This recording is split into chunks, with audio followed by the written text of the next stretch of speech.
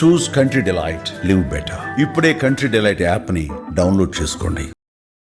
నిజంగా అఖండ 2 రిలీజ్ ఆగిపోయిందన్నప్పుడు చాలామంది ఎమోషన్ అయిపోయారు. ఎస్పెషల్లీ సినిమాకి సంబంధించిన టెక్నీషియన్స్, హీరో, డైరెక్టరు, ఆల్మోస్ట్ ఇంకా ఏంటి మీ ఫీలింగ్ ఏంటి ఆ డేట్ అనౌన్స్ చేసిన తర్వాత? చాలా బాధ అనిపించింది. ఏమంటే ఆడియన్స్ డిసప్పాయింట్ అయ్యారు కదా. అది ఇప్పుడు మేము అంత కష్టపడింది ఎవరికి ఆడియన్స్ చూపించడం కోసం.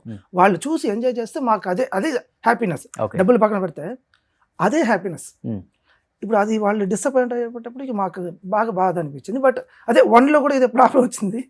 1 ముందు కూడా కరోనా వచ్చి ప్రాబ్లం వచ్చింది. 2 ముందు చిన్న ఏదో డిస్టర్బెన్స్. ఓకే, అందరూ అనుకున్నారు అఖండ 2కి డెఫినెట్గా కొంతమంది ఇండస్ట్రీ పెద్దలు ముందుకు వచ్చి దీన్ని షార్ట్అవుట్ చేస్తారు అనుకున్నారు. కానీ ఎవరు దీన్ని గట్టిగా నిలబడి బాలయ్య బాబు కోసం లేకపోతే అఖండ 2 టేబుల్ ప్రాఫిట్ సినిమా అని అందరికీ తెలుసు. సినిమా సూపర్ డూపర్ హిట్ అవ్వబోతుందని అందరికీ తెలుసు. దాదాపు 200 కోట్ల పైగా బడ్జెట్ అన్నారు. ఎవరు దీన్ని ముందుకు వచ్చింది? బాలయ్య బాబే ముందుకు వచ్చి ఆయనే డబ్బులు ఇచ్చి క్లియర్ చేసుకొని ఆయనే రిలీజ్ చేపిస్తున్నారా లేకపోతే ఆయన బోయపెట్టి గారు ఇద్దరు ప్రయత్నం చేస్తున్నారు. ఫస్ట్ డే 1 స్టోరీ ఎప్పుడు విన్నారో అప్పటి నుంచి ఇప్పుడు దాకా కష్టపడుతూ ఉన్నారు. ఇంకా షోల్డర్లో తీసుకొని పరిగెత్తున్నారు ఇద్దరు. ఓకే, అంటే వాళ్ళకి రావాల్సిన డబ్బులు కూడా కాకుండా మళ్ళీ వీళ్ళే రిటర్న్ ఇచ్చారు. ఓకే, ఏమంటే ఆడియన్స్ డిసప్పాయింట్ అవ్వకూడదు. ఆడియన్స్ మన ఇప్పుడు ఏమంటా సార్ ఎవ్రీడే మనం అప్డేట్ అవుతూ ఉన్నాం. ఇప్పుడు ఇవాళ చేసింది రేపు చేయలేము, రేపు కొత్తగా వస్తుంది. ఇంకా అవును, అది పాత పడిపోద్ది కదా. అవును, అలా ఉంటుంది. అది అప్డేటెడ్గా ఉండాలి ఎప్పుడు. అవును, అందులో సినిమా అంటే చాలా ఎమోషన్ ఉంటుంది డెఫినెట్గా. అన్ని సంవత్సరాలు కష్టపడి ఒక సబ్జెక్ట్ మీద కూర్చొని అన్ని ప్లేసెస్ తిరిగి అంత కష్టపడి తీసిన, ఎస్పెషల్ ఇలాంటి స్పిరిచువల్ సనాతన ధర్మం మీద చెప్పిన సినిమా మీద ఎమోషన్ ఎక్కువ ఉంటుంది. ఇంకా కమర్షియల్ సినిమా అంటే పట్టించుకోరు. కానీ అది ఒక ఇప్పుడు గంపచోళం దగ్గర వెళ్ళాం కదా, అక్కడ లిటరలీ మార్నింగ్ 5కి వెళ్ళి ఆయన అయితే 5 o'clock అక్కడ ఉంటారు. ఎర్లీ మార్నింగ్ అక్కడ లొకేషన్లో ఉంటారు ఆయన, బాలయ్య బాబు విత్ మేకప్. మేమందరూ వెళ్ళి రెడీ చేసి అక్కడ లిటరలీ మార్నింగ్ నుంచి నైట్ ఈవినింగ్ ప్యాకప్ వరకు పడుతూ ఉంది రెయిన్. ఒక 2-3 days కంటిన్యూస్ అందరూ తడుస్తున్నాం.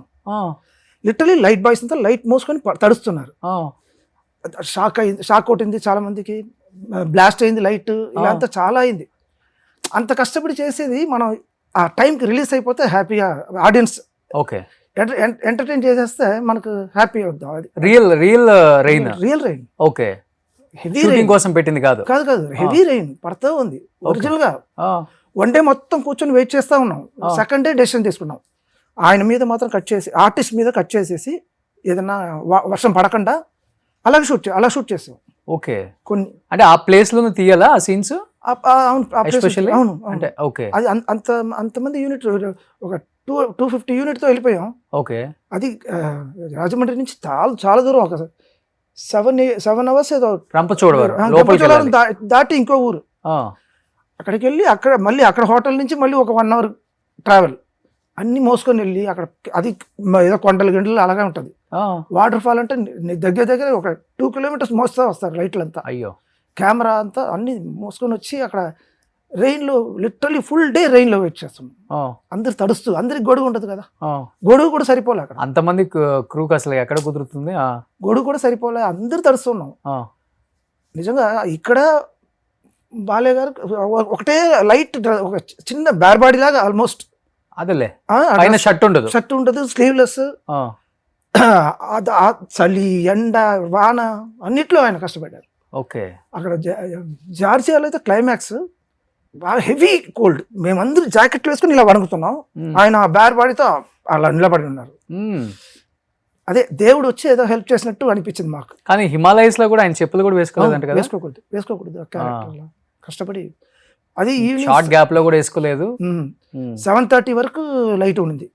7:30 వరకు ఆ చలిలో వణుకుతూ చేసాం. చాలా బాగా కష్టపడ్డారు ఆయన.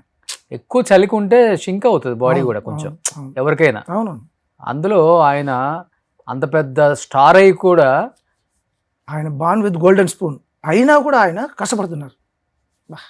Great person. అందుకే దేవుడు ఎప్పుడు మంచి చూపిస్తూ ఉంటారు ఆయన.